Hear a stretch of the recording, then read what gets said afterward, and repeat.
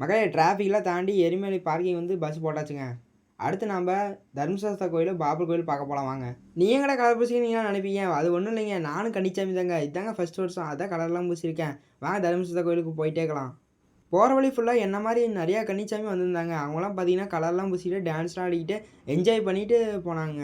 எரிமலைக்கு சிம்பிளாக ஒரு பேர் சொல்லணும்னா பேட்டத்துள்ளல். இன்னொன்று பார்த்தீங்கன்னா பாபர் கோயில் தாங்க. பாபர் கோயில் வந்து பாபர் பள்ளின்னு சொல்லுவாங்க. எரிமலை உண்மையான சம்பவம் என்ன நடந்துச்சுன்னா, மகேஷ்னு ஒரு அரக்கிய ஐயப்ப சுவாமி இங்கே தான் வதம் பண்ணாங்க. இதுதான் பேட்டை ஸ்ரீ தர்மசஸ்தா டெம்பிளோட என்ட்ரன்ஸு. அதுக்கு ஆப்போசிட்டில் தான் பாபரோட கோயிலும் இருக்குது. அப்புறம் பார்த்தீங்கன்னா மக்களே, நம்ம எரிமலையிலேருந்து நிலக்கல் தான் கிளம்பிட்டோம். நம்ம போகிற வழி ஃபுல்லாக பார்த்தீங்கன்னா ஃபாரஸ்ட் தாங்க இருந்துச்சு மக்களே. அதே போல் அங்கே நிறைய அன்னாச்சி பழம் தோட்டம் இருக்குது மக்களே. எரிமலைலேருந்து நிலக்கல் பார்த்தீங்கன்னா 30 கிலோமீட்டர் வருதுங்க. இப்போ பார்க்குறது நீங்கள் வந்து நிலக்கல் என்ட்ரன்ஸ் தாங்க பார்த்துட்ருக்கீங்க. இப்போ நீங்கள் பார்க்குறது பார்த்தீங்கன்னா நிலக்கல் பார்க்கிங் தான் மக்களே. வாங்க மக்களே, நிலக்கல் பஸ் ஸ்டாண்டுக்கு போகலாம். ஏன்னா நிலக்கல் பஸ் ஸ்டாண்ட்லேருந்து தான் நம்ம பம்பாக்கு பஸ்ஸில் போக போகிறோம். ஏன்னா இங்கே வர டூரிஸ்ட் பஸ்ஸு, காரு எதுவுமே பம்பாக்கு டைரெக்டாக அலோடு கிடையாது.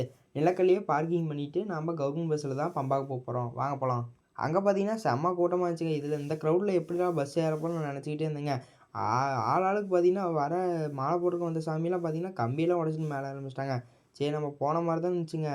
நாமளும் அடிச்செல்லாம் பிடிச்சி பஸ்ஸெல்லாம் ஏறி பம்பாக்கு வந்தாச்சுங்க ஒரு வழியாக. நெக்ஸ்ட் வீடியோவில் பார்க்கலாம்.